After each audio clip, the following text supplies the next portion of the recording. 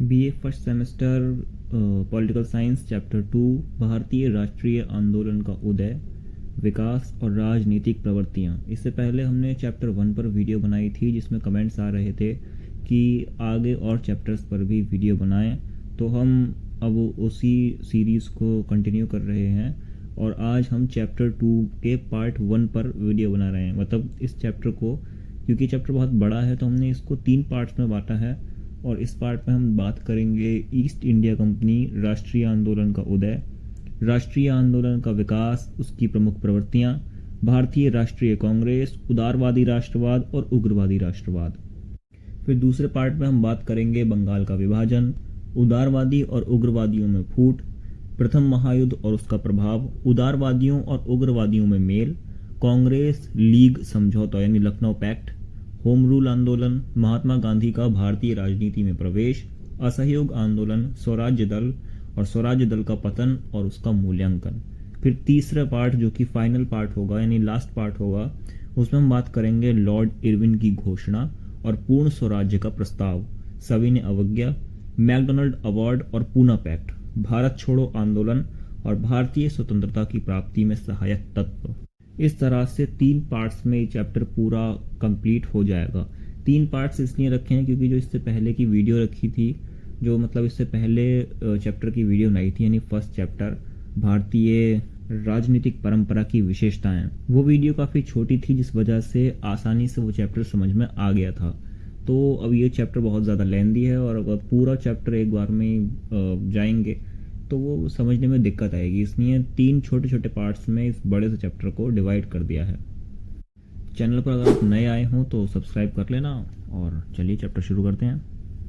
16वीं सदी में भारत अपनी समृद्धि और गौरव के चरमोत्कर्ष पर था और भारत की समृद्धि से प्रभावित होकर यूरोप के बहुत से देश भारत के साथ व्यापार करने के लिए उत्सुक थे। लंदन के कुछ व्यापारियों ने भी पूर्वी देशों और विशेषकर भारत के साथ व्यापार करने के लिए ईस्ट इंडिया कंपनी की स्थापना की और 31 दिसंबर 1600 को ब्रिटिश साम्राज्ञी एलिजाबेथ ने अंग्रेज व्यापारियों की इस कंपनी को भारत के साथ व्यापार करने का एकाधिकार प्रदान किया।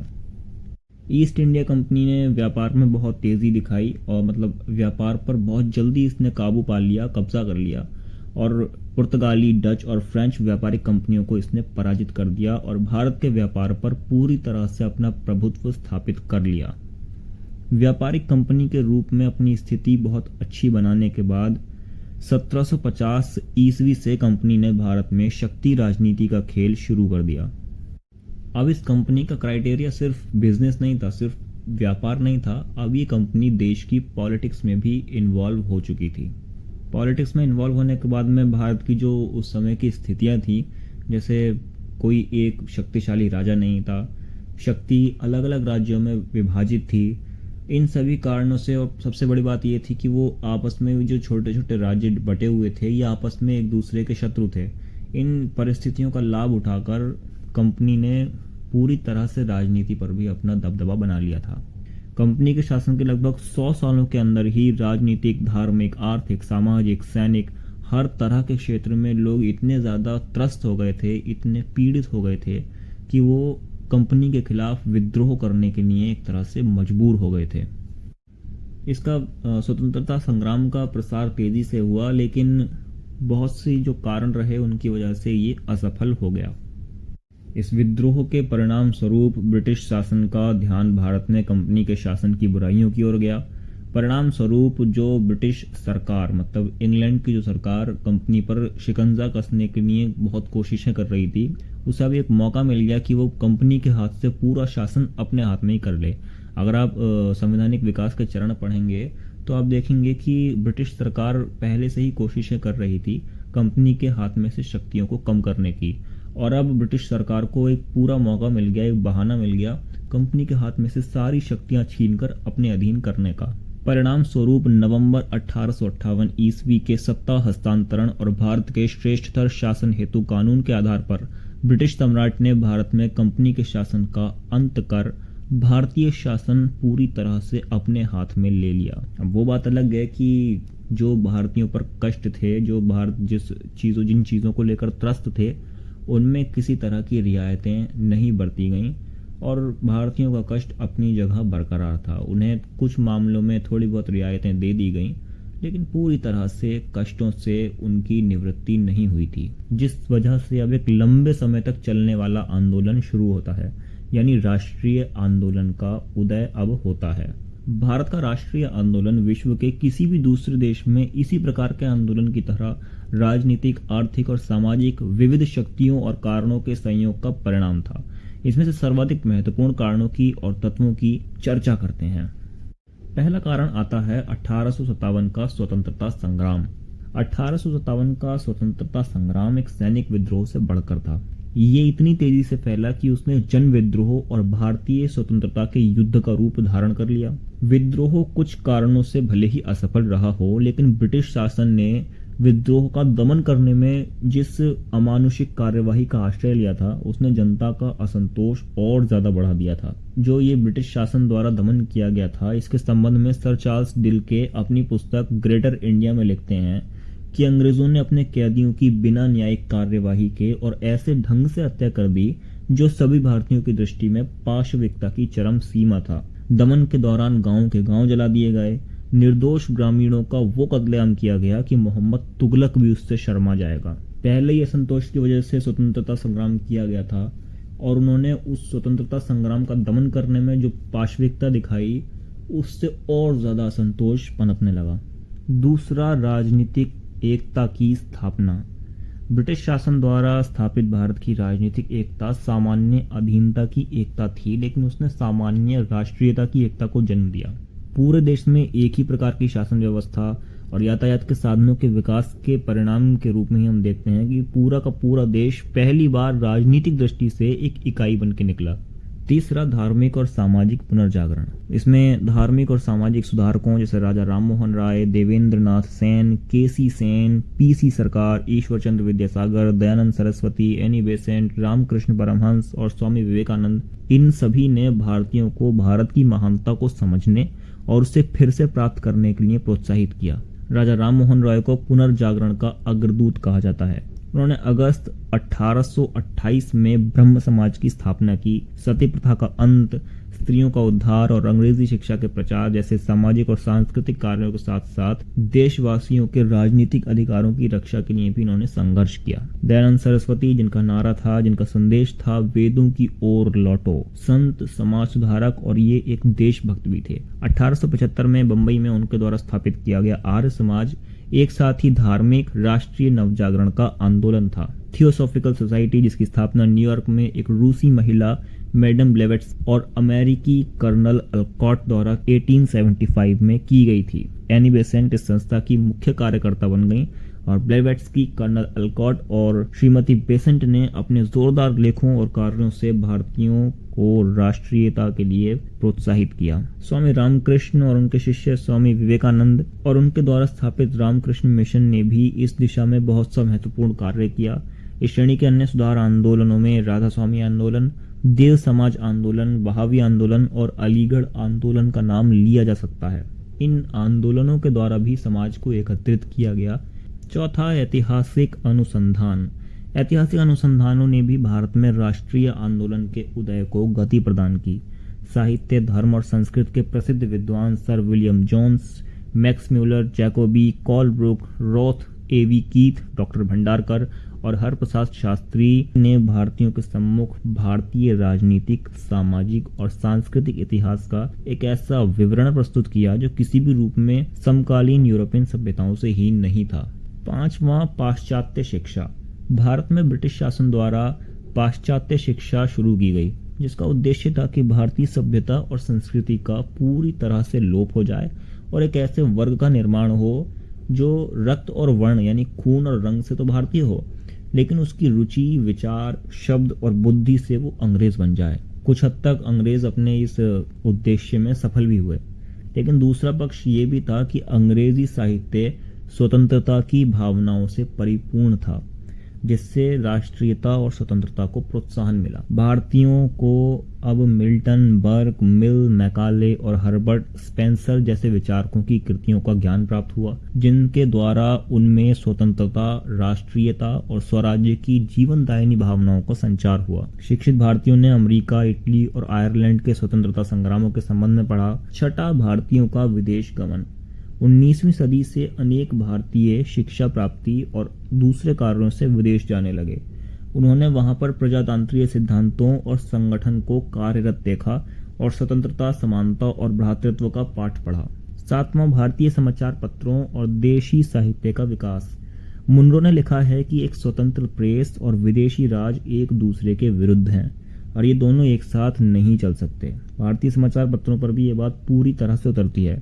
पाश्चात्य शिक्षा के प्रभाव से देश में प्रेस का विकास हुआ। इस श्रेणी के समाचार पत्रों में संवाद कौमुदी, बॉम्बे समाचार, बंगदूत, राष्ट्र गुफ्तार, अमृत बाजार पत्रिका और ट्रिब्यून का नाम प्रमुख रूप से लिया जा सकता है। इसके अलावा बंकिम चंद्र चटर्जी ने आनंद मठ और वंदे मातरम की रचना की, जिन्होंने बंगाल में क्रांतिकारी राष्ट्रवाद की मानव पाठ्य पुस्तक का कार्य किया। आठवां, आर्थिक असंतोष। इसमें कोई दो राय नहीं कि ईस्ट इंडिया कंपनी का उद्देश्य भारत में व्यापार करते हुए भारत का आर्थिक शोषण करना था। ईस्ट इंडिया कंपनी और बाद में ब्रिटिश शासन द्वारा किए गए इस देश के आर्थिक शोषण का ये परिणाम निकला कि भारत को 17वीं सदी तक सोने की चिड़िया कहा जाता था। उसी भारत के संबंध में 1900 ईस्वी में सर विलियम डिग्बी ने लिखा कि करीब 10 करोड़ मनुष्य ब्रिटिश भारत में ऐसे हैं जिन्हें किसी समय भी भरपेट अन्न नहीं मिलता। इस अधःपतन की दूसरी मिसाल इस समय किसी सभ्य और उन्नतिशील देश में कहीं पर भी दिखाई नहीं दे सकती। कंपनी ने भारत के उद्योग धंधों को पूरी तरह से नष्ट कर दिया। व्यापार पर उसका पूर्ण अधिकार स्थापित हो गया, जिससे भारतीय जनता निर्धनता और भुखमरी का शिकार होती गई। उद्योग धंधों के विनाश का स्पष्ट परिणाम ये हुआ कि उद्योग धंधों में काम करने वाले लोग कृषि की ओर झुक गए, जिससे भूमि पर दबाव बढ़ गया। लेकिन सरकार ने कृषि की उन्नति पर कोई ध्यान नहीं दिया, जिससे किसानों की दशा और भी ज्यादा बेकार हो गई। आए दिन के अकालों ने स्थिति को और भी ज्यादा दयनीय बना दिया। नौवां, भारतीयों को उच्च पदों से अलग रखने की नीति। 1833 के अधिनियम और 1858 की साम्राज्य की घोषणा में भी भारतीयों को धर्म, जन्मस्थान, वंश और वर्ण के कारण कोई भी पद प्रदान करने में किसी भी प्रकार की बाधा न उपस्थित करने की बात की गई थी। लेकिन ऐसा करने की सिर्फ बात की गई थी। भारतीयों को उच्च पदों, खासकर भारतीय नागरिक सेवा यानी ICS से अलग रखने के बहुत से प्रयास किए गए। इस सेवा में प्रवेश की आयु 21 वर्ष थी। परीक्षा केवल इंग्लैंड में होती थी और परीक्षा का माध्यम अंग्रेजी भाषा ही थी। ऐसी स्थिति में भारतीयों के लिए नागरिक सेवा में प्रवेश करने के लिए ब्रिटेन वासियों से प्रतियोगिता करना ही बहुत कठिन था। इतना सब कुछ होने पर भी अगर सुरेंद्र नाथ बनर्जी या अरविंद घोष जैसे मेधावी छात्र परीक्षा में सफल हो जाते तो घुड़सवारी जैसी छोटी मोटी बात पर उन्हें सेवा में प्रवेश से रोक दिया जाता था। अरविंद घोष के साथ ऐसा ही किया गया था। 10वां, जाति विभेद नीति। 1857 के विद्रोह से पहले भारत और अंग्रेजों के जो संबंध थे वो फिर भी ठीक थे, लेकिन विद्रोह के बाद ब्रिटिश शासन ने जाति विभेद की जो नीति अपनाई, उसके परिणाम स्वरूप इस मधुरता का स्थान भी पारस्परिक घृणा और कटुता ने ले लिया था। अब दोनों के बीच में आपसी मतभेद बहुत ज़्यादा फैल गए थे। अंग्रेज भारतीयों को अब आधे वनमानुष और आधे जंगली कहने लगे थे। भारत में जब वो अपने देशवासियों के संपर्क में आते थे जिन्हें विद्रोह के भयंकर अनुभव थे, तो भारतीयों के प्रति उनकी घृणा की भावनाएं और भी ज़्यादा गहरी हो जाती थी, जिसके चलते भारतीयों की नज़रों में भी वो और ज़्यादा गिरते चले गए। 11वां, यातायात और संचार के साधनों का विकास। इसमें कोई दो राय नहीं कि जैसे जैसे सड़कों, रेलों, डाक और तार यातायात और संचार के साधनों का विकास हुआ, वैसे वैसे राष्ट्रीय भावना की भी वृद्धि होती गई, क्योंकि 1860 से 70 के वर्षों में ये जो इन चीज़ों का विकास हुआ, इससे लोग आपस में और भी ज़्यादा उनकी कनेक्टिविटी बढ़ गई। संचार के इन साधनों ने सारे देश को कूद कर एक कर दिया और भौगोलिक एकता को एक मूर्त वास्तविकता बना दिया। 12वां, विदेशी आंदोलनों का स्वस्थ प्रभाव। इटली, जर्मनी, रोमानिया, सर्बिया के राजनीतिक आंदोलन, फ्रांस में तीसरे गणतंत्र की स्थापना और इंग्लैंड में सुधार कानूनों का पारित होना जैसी घटनाओं ने भारतीयों के दिमाग पर प्रभाव डाला। इन आंदोलनों ने भारतीयों को दृढ़ता प्रदान की और उन्हें अपनी मातृभूमि की स्वाधीनता के लिए संघर्ष करने के लिए प्रेरित किया। लॉर्ड लिटन की दमनात्मक रीति। सुरेंद्रनाथ बनर्जी ने लिखा है कि राजनीतिक प्रगति के विकास में बुरे या क्रूर शासक एक गुप्त वरदान के रूप में आते हैं। उनके कारण समाज में ऐसी जागृति उत्पन्न होती है जैसी वर्षों के प्रचार और आंदोलनों से भी उत्पन्न न हो। बनर्जी का ये कथन भारत में लॉर्ड लिटन के संबंध में पूर्ण अंशों में घटित होता है। लॉर्ड लिटन के शासनकाल में भारतीय नागरिक सेवा की आयु 21 वर्ष से घटाकर 19 वर्ष की गई 1876 में। लिटन के ही शासनकाल में 1 जनवरी 1877 को विक्टोरिया को भारत की महारानी घोषित करने के लिए दिल्ली में एक विशाल दरबार का आयोजन किया गया। खास बात यह थी कि यह शान और शौकत पूर्ण दरबार उस समय किया गया जब दक्षिण भारत में बहुत बड़ा अकाल पड़ रहा था। भारतीय समाचार पत्रों ने इसके विरुद्ध आवाज उठाई। एक समाचार पत्रों ने तो यहाँ तक लिख दिया कि जब रोम जल रहा था तब नीरो बांसुरी बजा रहा था। ये दरबार एक और रूप में भारतीय राष्ट्रीयता के लिए वरदान सिद्ध हुआ। इस दरबार में बनर्जी एक प्रतिनिधि की हैसियत से सम्मिलित हुए और यहीं उनके दिमाग में ये भावना जागृत हुई कि यदि एक स्वेच्छाचारी वायसरॉय की प्रशंसा के लिए देश के राजा और अमीर उमरावों को एकत्र किया जा सकता है तो देशवासियों को न्याय संगत ढंग से स्वेच्छाचारिता को रोकने के लिए क्यों नहीं संगठित किया जा सकता। लिटन के शासनकाल में इसी साल जब भारतीय जनता भूखी मर रही थी, भारत से इंग्लैंड को 80 लाख पाउंड के अन्न का निर्यात किया गया। इधर घोर दुर्भिक्ष और उधर शाही दरबार और अन्न के निर्यात का ये दृश्य भारतीयों को झकझोरने वाला था। लॉर्ड लिटन की अफगानिस्तान पर आक्रमण की नीति ने भी भारतीयों को असंतुष्ट किया, क्योंकि अफगानिस्तान पर आक्रमण करने में जो 2 करोड़ स्टर्लिंग का खर्च हुआ वो लिटन ने अपनी जेब से तो दिया नहीं, वो भारत की निर्धन जनता पर ही पड़ा। लिटन के ही शासनकाल में 1878 में भारतीय सेना को साइप्रस भेजने के कार्य का भी भारतीय जनता ने विरोध किया। लिटन के ही शासनकाल में 1878 में वर्नाक्यूलर प्रेस एक्ट पारित किया गया, जिससे भारतीय भाषाओं के समाचार पत्रों पर कठोर नियंत्रण स्थापित हो गया। भारत के शिक्षित वर्ग ने इसे गैगिंग एक्ट का नाम दिया। पूरे देश में खासकर बंगाल में इस कानून का इतना ज्यादा विरोध किया गया कि अंत में लॉर्ड रिपन को यह कानून रद्द करना पड़ा। लॉर्ड लिटन के ही शासनकाल में भारतीय शस्त्र अधिनियम बनाया गया। इस अधिनियम के अनुसार भारतीय बिना लाइसेंस कोई भी शस्त्र लेकर नहीं चल सकते थे, जबकि यूरोपियनों या एंग्लो इंडियंस पर इस प्रकार का कोई भी प्रतिबंध नहीं था। स्वाभाविक रूप से भारतीय जनता ने इस कानून को अपना घोर अपमान समझा और इसका विरोध किया। 14वां एल्बर्ट विधेयक संबंधी विवाद, जिसने भारतीयों की आंखें खोल दी। अब तक जातीय भेद की नीति के कारण भारतीय जज अंग्रेजों के मुकदमे नहीं सुन सकते थे, लेकिन लॉर्ड लिटन के बाद लॉर्ड रिपन के शासनकाल में 1883 में तत्कालीन विधि सदस्य मिस्टर एल्बर्ट ने व्यवस्थापिका परिषद में एक विधेयक रखा जिसमें भारतीय जजों को अंग्रेजों के विरुद्ध मुकदमे सुनने का अधिकार देने का प्रस्ताव था।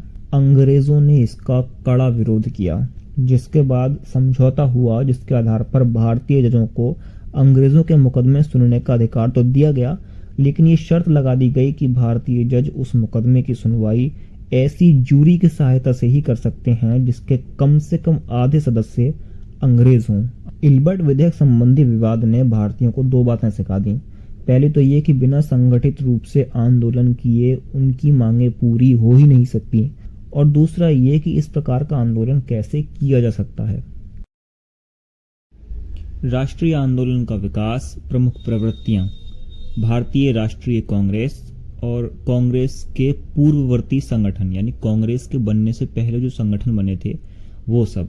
कांग्रेस के पूर्ववर्ती संगठनों में प्रमुख थे British Indian association 1851, India league 1875, Indian association 1876, Poona सार्वजनिक सभा 1867, बॉम्बे प्रेसिडेंसी एसोसिएशन और महाजन सभा 1881। अब आते हैं कांग्रेस की स्थापना पर। संभवतया एक अवकाश प्राप्त अंग्रेज अधिकारी एलन ऑक्टेवियन यूम, यानी जिन्हें हम A.O. यूम के नाम से जानते हैं, उनके मस्तिष्क में कांग्रेस की स्थापना का विचार आया। अतः यूम को ही इस संस्था का जन्मदाता माना जाता है। ह्यूम की योजना संभवतया एक ऐसे संगठन का निर्माण करने की थी जो प्रमुख रूप से सामाजिक और आर्थिक क्षेत्र में कार्य करते हुए भारत की स्थिति में सुधार लाता। यानी अभी तक जो इनके मन में जिस संगठन के बारे में विचार था उसका पॉलिटिक्स यानी राजनीति से लेना देना नहीं था। ह्यूम ने जब ये योजना नए गवर्नर जनरल लॉर्ड डफरिन के सामने रखी तो लॉर्ड डफरिन ने प्रस्तावित संगठन के कार्यक्षेत्र को बढ़ाने का सुझाव देते हुए कहा कि इस संगठन के द्वारा राजनीतिक क्षेत्र में कार्य किया जाना चाहिए। यानी इसको राजनीति से जोड़ने का जो विचार आया वो डफरिन के मन में आया।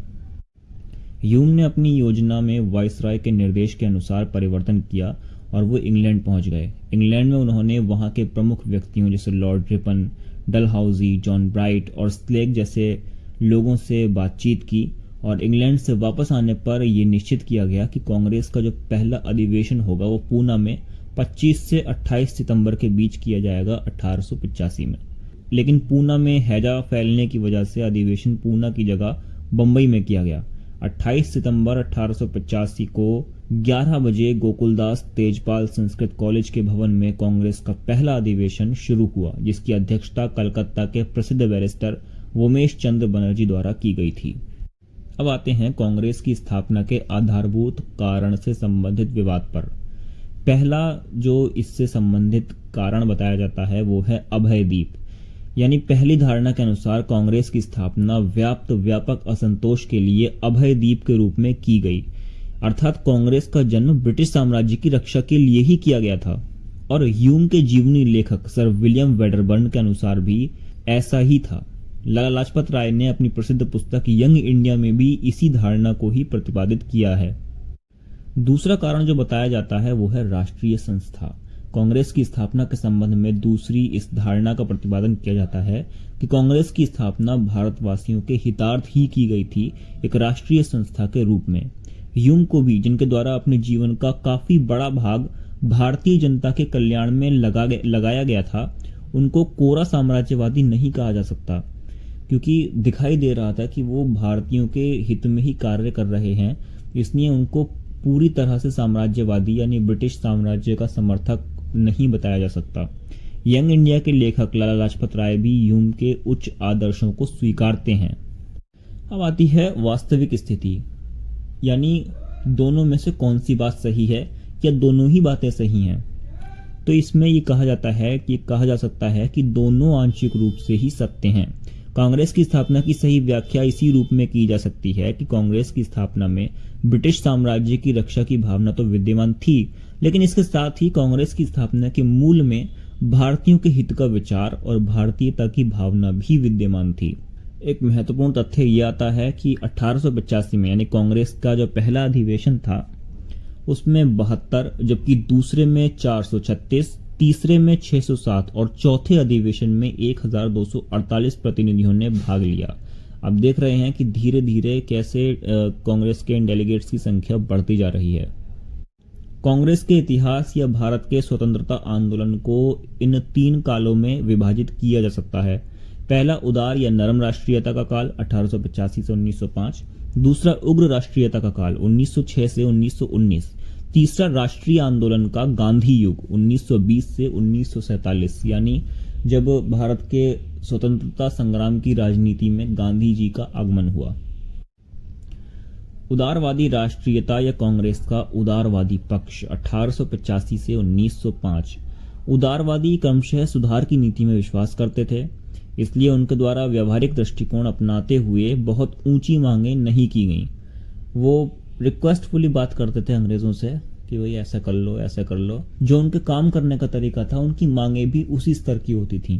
उदारवादी राष्ट्रीयता के 20 सालों में कांग्रेस द्वारा की गई प्रमुख मांगें जो थीं वो ये थीं: भारतीय शासन की जांच, भारत मंत्री और भारत परिषद का अंत, केंद्रीय और प्रांतीय विधान परिषदों का विस्तार और सुधार, भारतीयों की उच्च नागरिक और सैनिक पदों पर नियुक्ति और इंग्लैंड से आने वाले कपड़े पर आयात कर लगाना। उदार राष्ट्रवादियों की विचारधारा और कार्य पद्धति। पहला, ब्रिटिश सरकार के प्रति राजभक्ति। शुरुआती जो कांग्रेस का संचालन करने वाले उदार राष्ट्रवादी थे वो उच्च कोटि के देशभक्त तो थे, लेकिन देशभक्त होने के बावजूद भी उनकी ब्रिटिश शासन के प्रति प्रशंसा की नीति थी। ब्रिटिश राज्य के उपकारों के प्रति उनके दिल में कृतज्ञता का भाव था और वो ब्रिटिश साम्राज्य के प्रति राजभक्ति भी रखते थे। दूसरा, अंग्रेजों की न्यायप्रियता में विश्वास।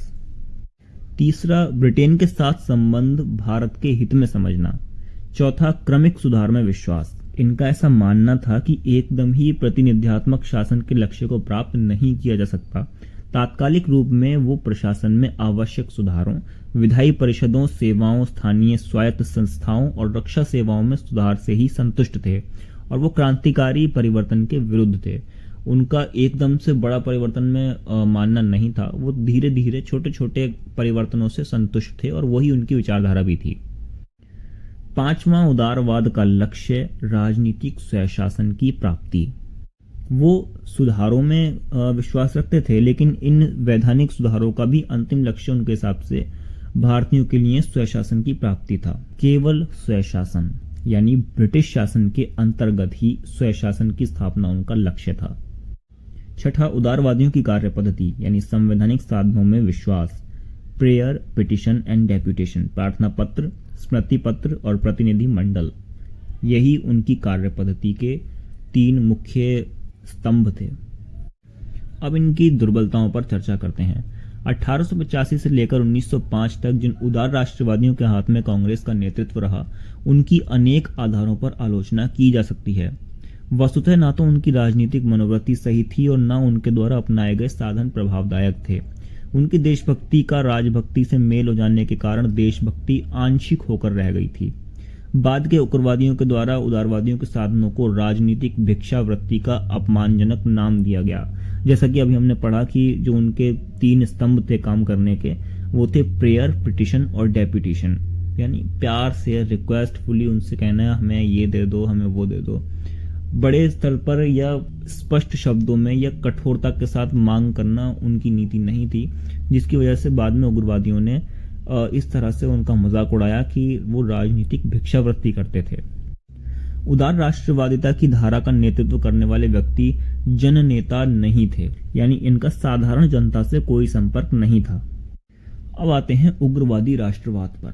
1885 से लेकर 1905 ईस्वी के बीच के काल में भारत और विदेशों में बहुत सी ऐसी घटनाएं घटित हुईं और कुछ ऐसी शक्तियां क्रियाशील हुईं जिन्होंने भारतीय राष्ट्र के अपेक्षाकृत युवा वर्ग को पूर्ण स्वतंत्रता की मांग करने के लिए प्रेरित किया और संवैधानिक साधनों, विशेषतया नरम संवैधानिक साधनों के प्रति अविश्वास की भावना को जन्म दिया।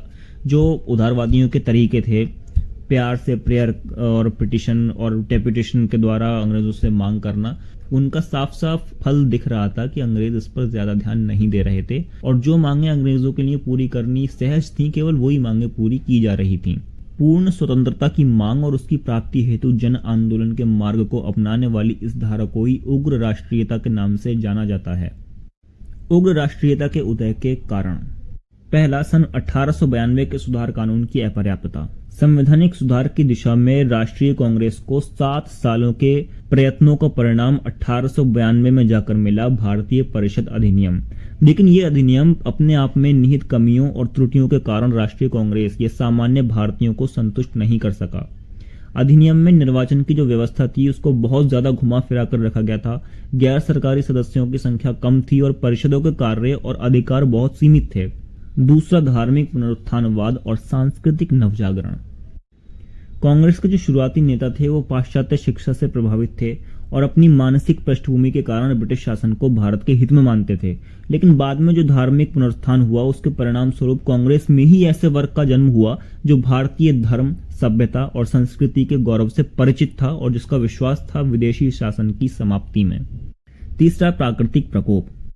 19वीं सदी में भारत को अभूतपूर्व प्राकृतिक प्रकोपों का सामना करना पड़ा। 1876 से 1900 तक के 25 सालों में 18 अकाल पड़े, जिनमें सबसे ज्यादा भीषण 1896 से 97 का काल था, जिसमें लगभग 7 करोड़ आबादी और 70,000 वर्ग मील क्षेत्र प्रभावित हुआ। इस सबसे भयानक अकाल में शासन द्वारा किए जाने वाले सहायता कार्य बहुत ही अधिक अपर्याप्त और धीमे थे। परिणाम स्वरूप उग्र विचारधारा को बढ़ावा मिला। चौथा, आर्थिक असंतोष, जिसका मुख्य अगर कारण देखें तो 1894 में विदेशी माल पर आयात कर समाप्त कर दिया गया। इससे देशी सामान महंगा हो गया और विदेशी सामान सस्ते दामों पर बिकने लगा। सरकार की इसी नीति के कारण स्वदेशी आंदोलन चला। इसके अलावा शिक्षण संस्थाओं में वृद्धि के साथ साथ शिक्षित भारतीयों की संख्या में तेजी से वृद्धि हो रही थी, लेकिन शासन द्वारा शिक्षित भारतीयों को उनकी योग्यता के अनुसार पद प्रदान नहीं किए जा रहे थे। पांचवां, भारतीय कटुता और अंग्रेजों का अहंकार युक्त व्यवहार। छठा, विदेशों में भारतीयों के साथ दुर्व्यवहार। सातवां, पश्चिम के क्रांतिकारी विचारों का प्रभाव। जब भारतीयों ने अंग्रेजी भाषा और पाश्चात्य शिक्षा पद्धति के माध्यम से मैजिनी, बर्क, गैरिबाल्डी और वॉशिंगटन की स्वतंत्रता के लिए प्रेरित करने वाले भाषण पढ़े, अमेरिका का स्वतंत्रता युद्ध, आयरलैंड का संघर्ष, इंग्लैंड की गौरवपूर्ण क्रांति और इतिहास पढ़ा, तो वो स्वतंत्रता की ओर बढ़े और उनके द्वारा उग्र राष्ट्रीयता का मार्ग अपना लिया गया। आठवां, भारत के बाहर होने वाले विशेष परिवर्तन, जो हम पहले पढ़ चुके हैं। नौवां, लाल बाल पाल का नेतृत्व। बाल गंगाधर तिलक का कहना था कि स्वतंत्रता मेरा जन्मसिद्ध अधिकार है और मैं इसे लेकर रहूंगा। हमारा उद्देश्य आत्मविश्वास है, भिक्षावृत्ति नहीं। लाला लाजपत राय ने अपनी सशक्त वाणी में कहा, अंग्रेज भिखारी से सबसे अधिक घृणा करते हैं और मैं सोचता हूँ भिखारी घृणा का पात्र है भी। अतः हमारा एक कर्तव्य है कि हम सिद्ध कर दें कि हम भिखारी नहीं हैं। जब इस प्रकार की सोच रखने वाले नेताओं का नेतृत्व मिला कांग्रेस को, तो जाहिर तौर पर प्रेयर, पिटीशन और डेपुटेशन वाला दौर खत्म होना ही था। 10वां, जो हम पहले विस्तार से पढ़ चुके हैं, लॉर्ड कर्जन का प्रतिक्रियावादी शासन, यानी उग्रवादी राष्ट्रवाद के उदय में ज्यादातर कारण जो हम देखते हैं वो थे वही जो हम पहले पढ़ चुके हैं राष्ट्रवाद के उदय के कारणों में। तो ये था इस चैप्टर का पार्ट 1, भारतीय राष्ट्रीय आंदोलन का उदय, जन्म, विकास और राजनीतिक प्रवृत्तियां। इस चैप्टर का ये था पार्ट 1।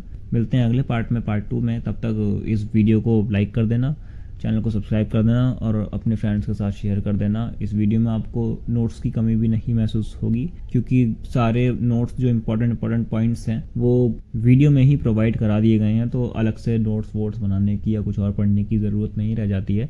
तो इसलिए इसी सीरीज़ को कंटिन्यू आप देखते रहना।